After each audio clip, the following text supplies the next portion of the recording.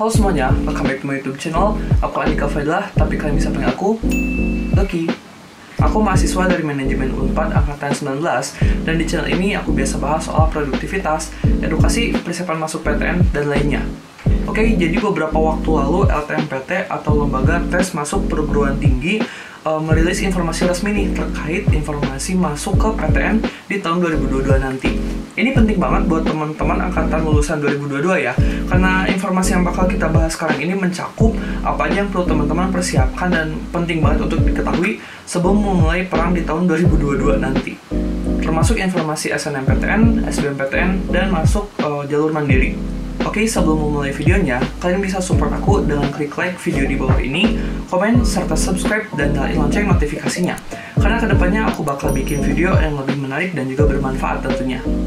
Oke, jadi beberapa waktu lalu LTMPT sempat ngasih siaran dan juga booklet ya terkait informasi masuk perguruan tinggi di tahun 2022 yang mencakup beberapa informasi yang udah aku bilang tadi juga gitu. Nah, kita mungkin berangkat dulu dari siapa sih LTMPT ini gitu. Jadi LTMPT ini merupakan penyelenggara tes yang tetap ya, setiap tahunnya diselenggarakan oleh LTMPT. Nah, dari informasi ini kita bisa tahu kalau misalnya terdapat 3 jalur untuk masuk ke PTN, yaitu SNMPTN, SBMPTN, dan seleksi mandiri. Untuk masuk lewat jalur SBMPTN, teman-teman perlu mengikuti rangkaian UTBK atau ujian tulis berbasis komputer. Nah, dan di sini terdapat 3 informasi yang mencakup kuota dari suatu program studi di perguruan tinggi tertentu. Untuk SNMPTN sendiri, minimum kuota dalam satu prodi di satu universitas itu adalah 20%, yang berdasarkan nilai akademik atau nilai akademik plus prestasi yang ditentukan oleh PTN. Dan biaya untuk SNMPTN ditanggung oleh pemerintah. Sedikit berbeda dengan SBMPTN, di mana kuota minimumnya itu adalah 40% untuk satu jurusan di universitas tertentu. Dan ini berdasarkan hasil UTBK aja, atau ada tambahan kriteria dari PTN. Dan biaya ini ditanggung oleh pribadi plus subsidi pemerintah. Sedangkan untuk jalur mandiri, maksimum itu 30%. Jadi dari 3 jalur ini, dalam satu kuota di prodi itu, maksimum jalur mandirinya cuma 30%. Yang mana ini dapat menggunakan nilai UTBK, salah satunya. Dan ada note di sini, PTN berbadan hukum atau kalau misalnya teman-teman bisa googling, itu PTN-PTN yang berdasarkan oleh basis pemerintah gitu ya. Kayak misalnya UI, ITB, Unpad, UGM, dan lain-lain. Itu minimum 30% untuk SBM dan juga 50% maksimum untuk mandiri. Oke, kita coba bahas dulu dari SNMPTN ya. Nah, untuk SNMPTN ada beberapa informasi yang perlu teman-teman ketahui dulu. Untuk ketentuan akreditasinya, untuk sekolah yang punya akreditasi A dapat mengambil 40% siswa terbaiknya. Dan untuk B itu 25% dan C hanya 5%. Dan untuk pesertanya sendiri, salah satu syarat utamanya adalah merupakan siswa SMA, MA, atau SMK kelas terakhir atau kelas 12 yang sedang menempuh akan lulus di tahun 2022. Dengan prestasi di bidang akademik yang memenuhi persyaratan dari PTN. Nah, dan beberapa program studi seperti kayak misalnya seni dan olahraga itu, teman-teman wajib mengunggah portofolionya. Portofolio ini artinya adalah berkas-berkas yang pernah teman lakukan ya sebelum-sebelumnya di bidang seni dan olahraga tadi. Kayak misalnya sertifikat lomba, olahraga, atau seni. Nah, dan untuk pilihan program studinya sendiri ini, teman-teman dapat pilih 2 prodi dari 1 PTN atau 2 PTN. Tapi yang perlu diperhatikan adalah kalau misalnya milih 2 prodi, teman-teman harus memilih 1 PTN yang berada di provinsi sama dengan sekolah teman-teman sekarang. Tapi kalau misalnya cuma pilih 1 prodi, teman-teman bisa pilih di provinsi manapun PTN-nya. Dan disarankan untuk tidak lintas minat. Nah, jadi buat teman-teman yang melintas jurusan, aku saranin juga untuk mengikuti di SBMPTN aja daripada memaksakan di SNMPTN. Nah, dan ini merupakan tahapan dari pendaftaran SNMPTN ya di tahun 2022. Bisa teman-teman cek di gambar ini. Dan ini merupakan jadwal untuk teman-teman yang ingin mengikuti SNMPTN, mulai dari sosialisasi PDSS sampai pengumuman hasil SNMPTN sudah terjabar di sini. Catat tanggal-tanggal pentingnya, kalau bisa di kalender atau di HP kalian catat ya tanggal-tanggal ini. Yap, sekarang kita coba bahas soal UTBK dan juga SBMPTN tahun 2022.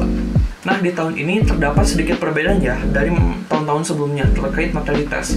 Dimana di tahun ini ada bahasa Inggris yang terpisah dari TPS. Yang berarti ada 3 materi tes ya, yaitu TPS, bahasa Inggris, dan TKA. TKA Saintek ataupun TKA Sosum. Dan di sini juga teman-teman masih bisa mengikuti kelompok ujian campuran, yang artinya buat teman-teman yang masih bimbang ya antara mau di Saintek atau Sosum, teman-teman bisa mengikuti campuran di tahun ini. Tapi buat semua peserta hanya diberlakukan 1 kali ujian.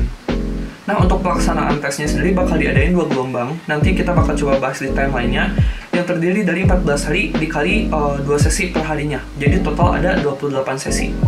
Nah, jadi ini keterangan dari materi tesnya. Mungkin kalau TPS dan TKA sama-sama aja, kayak tahun-tahun sebelumnya.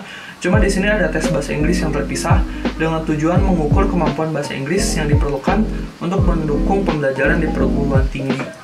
Nah, jadi ini lebih rincinya lagi ya untuk kelompok ujian UTBK-nya, dimana kalau Saintek bakal ada TPS, bahasa Inggris, matematika, fisika, kimia, dan biologi.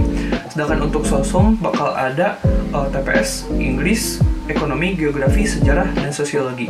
Dan kedua ini sama-sama alokasi waktunya sekitar 195 menit, alias berarti 3 jam ya, sekitar 3 jaman.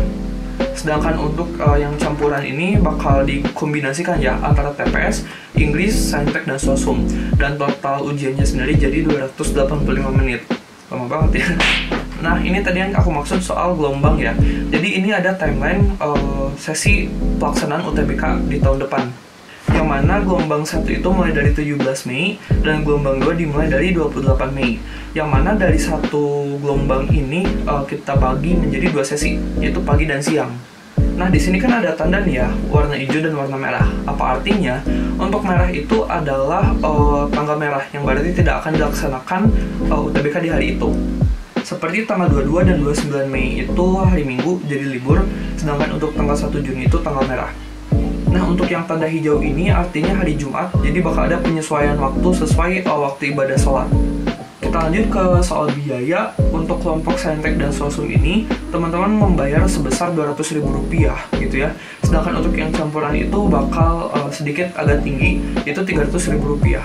Ingat ya, ini pembayaran untuk UTBK SBMPTN, sedangkan untuk SNMPTN sudah ditanggung pemerintah tadi. Tapi tenang aja, buat teman-teman yang kurang mampu secara ekonomi dapat mengajukan biaya pendidikan skema Kartu Indonesia Pintar Kuliah atau KIP Kuliah. Jadi harapannya dari sini teman-teman yang kurang mampu secara ekonomi juga tetap dapat melaksanakan UTBK ya. Oke, lanjut soal ketentuan SBMPTN-nya. Kalau misalnya tadi kita udah bahas soal teknis pelaksanaan tes ya di UTBK, sekarang gimana sih soal mendaftar di perguruan tingginya untuk SBMPTN? Di sini siswa yang dapat mendaftar adalah lulusan tahun 2020 atau 2021 yang sudah memiliki ijazah. Dan kalau misalnya teman-teman ada lulusan luar negeri gitu ya, perlu melakukan penyesuaian ijazah yang sudah disetarakan. Syarat keduanya harus mengikuti dan memiliki nilai UTBK dan memiliki kesehatan yang memadai sehingga tidak mengganggu kelancaran proses studi. Plus sama kayak SNMPTN tadi, buat teman-teman yang ingin mengajukan di Prodi Seni dan Olahraga, teman-teman wajib mengunggah portofolio. Untuk pilihan prodinya sendiri, teman-teman dapat memilih 2 program studi pada satu PTN atau masing-masing satu prodi di beda PTN. Dan ini untuk jadwal dari rangkaian UTBK dan SBMPTN. Dimulai dari sosialisasinya di 1 September kemarin, sampai pengumuman SBMPTN-nya di 23 Juni di tahun depan. Wah, gak keras ya, pelaksanaannya berarti nggak lama lagi nih waktu teman-teman. Jadi, aku harap teman-teman bisa melakukan persiapan sebaik mungkin dari sekarang. Berhubung udah ada informasi resminya ya, jadi teman-teman punya patokan. Waktu tersisa yang teman-teman punya itu seberapa banyak, dan seberapa banyak juga energi yang bisa teman-teman keluarkan untuk masuk PTN impian. Oke, jadi mungkin segitu aja pembahasan dari informasi resmi dari LTMPT ya, seputar masuk perguruan tinggi di tahun 2022. Semoga ini bisa membantu teman-teman bisa lebih percaya diri lagi dan juga bisa terinformasi dengan baik tentunya. Jangan lupa untuk like video ini, komen, subscribe, serta nyalain lonceng notifikasinya, karena kedepannya aku bakal membuat informasi seperti ini dan juga soal topik-topik lainnya yang lebih bermanfaat. See you guys on the next video, bye-bye!